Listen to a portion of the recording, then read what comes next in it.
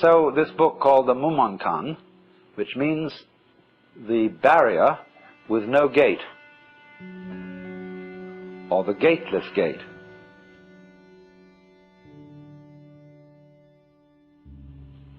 And all these stories resemble jokes in this sense. A joke is told to make you laugh.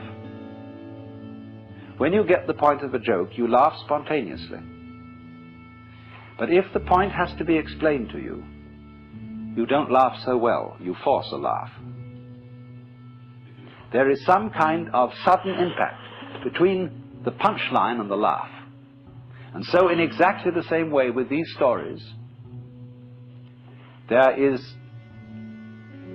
expected to be something else than laughter, which is sudden insight into the nature of being.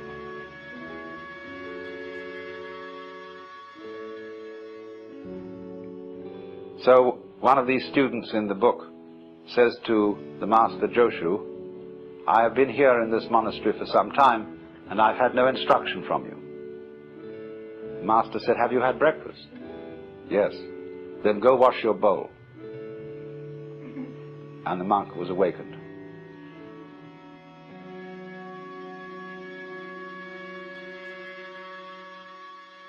Another story in this book concerns a master who said, when a cow walks out of the enclosure, the corral, the horns and head, the four legs and the body all get through, but not the tail. How is it that the tail can't get through? And nobody could answer this.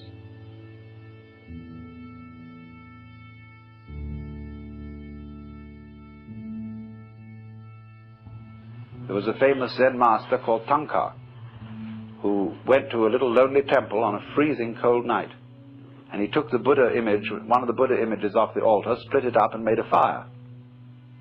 And when the attendant of the temple came in the morning, he was horrified.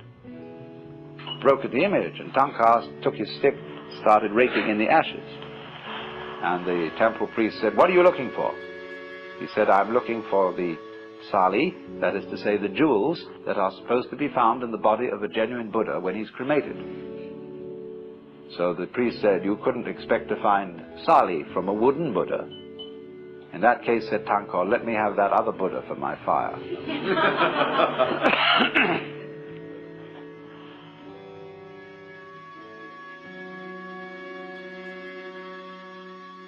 Another story tells of a certain master called Baijan, who was so good that he had hundreds of students, and they couldn't all be housed in one monastery.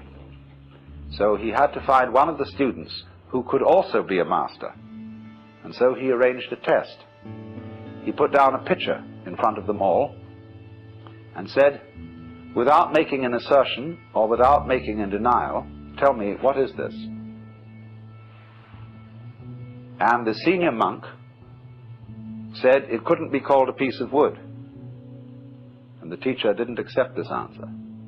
But the monastery cook came forward and kicked the pitcher over and walked away. And he got the job. And the commentator remarks, maybe he wasn't so smart after all, for he gave up an easy job for a difficult one.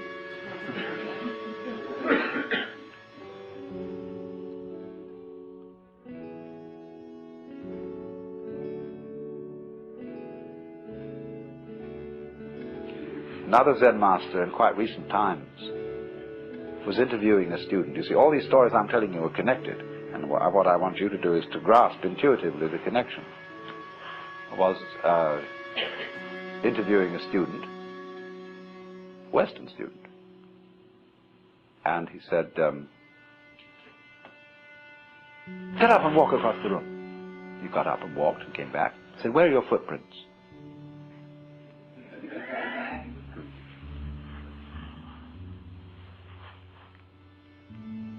Another monk asked Joshu, "What is the way?" Tao, Chinese, the Tao. He said, "Your everyday mind is the way. How do you get into accord with it?" He said, "When you try to accord, you deviate."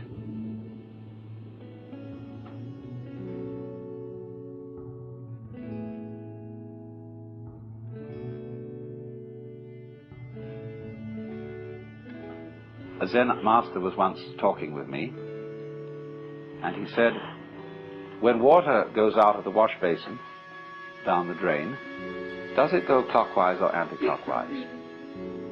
And this was all phrased in the middle of a very ordinary conversation, and you know, it just seemed like a speculative question. And I said, oh, it might go either. He said, no, it's like this. Now, he said, which came the first, egg or hen? I said, tuk, tuk, tuk, tuk, tuk.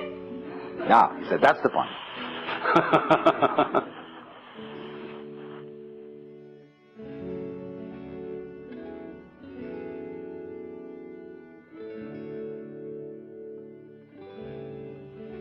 So the poem says, plucking flowers to which the butterflies come, Bodhidharma says, I don't know. And another poem like it, if you want to know where the flowers come from, even the god of spring doesn't know. So anybody who says that he knows what Zen is a fraud. Nobody knows.